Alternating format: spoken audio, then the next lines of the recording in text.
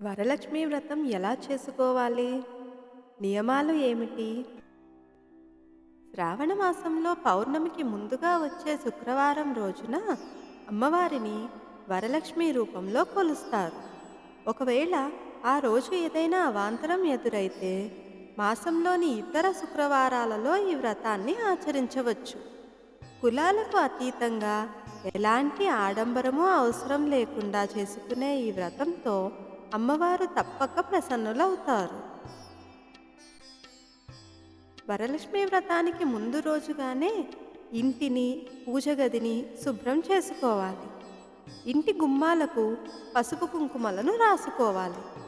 ఇక పూజ జరిగే రోజున ఉదయాన్నే నిద్రలేచి తలస్నానం చేసి ఇంటిని మామిడి తోరణాలతో అలంకరించుకోవాలి. లక్ష్మీదేవిని ఈశాన్య దిక్కున పూజిస్తే మంచిదని చెబుతారు. కాబట్టి ఇంటి ఈశాన్య భాగంలో ముగ్గులు వేసి పూజకు స్థలాన్ని సిద్ధం చేసుకోవాలి. ఆ ముగ్గుల మీద పసుపు, ముగ్గుబొట్లు పెట్టిన పీటని ఉంచాలి. ఆ పీట మీద కొత్త తెల్లటి వస్త్రాన్ని పరవాలి. ఆ తెల్లటి వస్త్రం మీద బియ్యం పోసి దాని మీద కలశాన్ని ప్రతిష్ఠించాలి. కలశపు చెంబుకి పసుపు కుంకుమలు అద్ది దాని మీద కొబ్బరికాయను నిలపాలి. ఆ కొబ్బరికాయ మీద పసుపు ముద్దతో అమ్మవారి మొహాన్ని తయారు చేసుకోవాలి.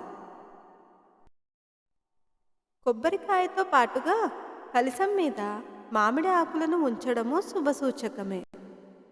అమ్మవారిని అష్టోత్తర శతనామావళితో పూజించిన తరువాత తోర గ్రంథి పూజ చేస్తారు.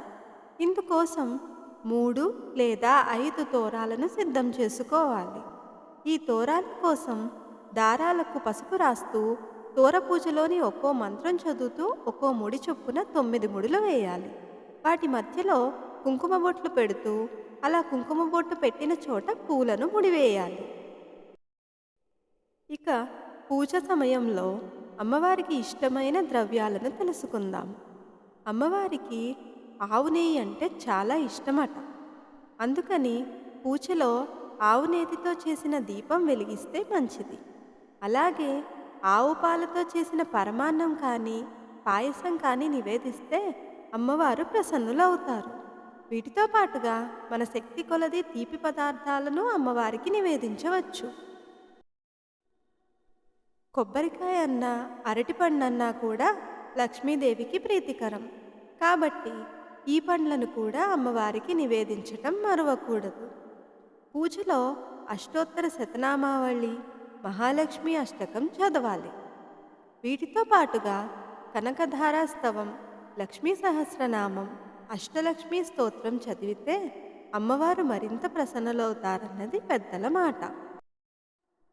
నియమాలు: ఇలా నిష్టగా సాగిన పూజ ముగిసిన తరువాత ఒక ముత్తైదువుని అమ్మవారిగా భావించి ఆమెను ఆతిథ్యం ఇవ్వమని చెబుతారు.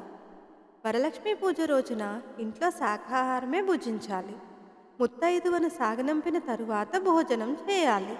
సాయంత్రం వేళ వీలైనంత మంది ముత్తైదువులను పిలిచి తాంబూలాలు ఇవ్వాలి. అమ్మవారి పూజ ముగిసినా కూడా ఎట్టి పరిస్థితుల్లోనూ ఉద్వాసన చెప్పకూడదు. అలా చెబితే ఇంటి నుంచి లక్ష్మీదేవిని పంపినట్లే అవుతుంది. కలశానికి ఇరువైపులా ఏనుగు ప్రతిమలను పెట్టడం మర్చిపోకూడదు. ఏనుగు ప్రతిమలు లేని పక్షంలో ఏనుగు రూపంలోని పసుపు ముద్దలు కానీ పసుపు కొమ్ములను కానీ అమ్మవారికి అభిముఖంగా నిలపాలి. ఈ రోజున ఉపవాసం కానీ జాగరణ కానీ ఉండాలన్న ఖచ్చితమైన నియమం లేదు. కానీ పూజ ముగిసేదాకా ఎలాంటి ఆహారమూ తీసుకోకూడదు. ఈ నియమాలను పాటిస్తూ అందరూ వరలక్ష్మి వ్రతం చక్కగా చేసుకుంటారని, అమ్మ కృపా కటాక్షాలు మనందరిపైన ఎల్లవేళలా ఉండాలని కోరుకుంటున్నాను. శుభం.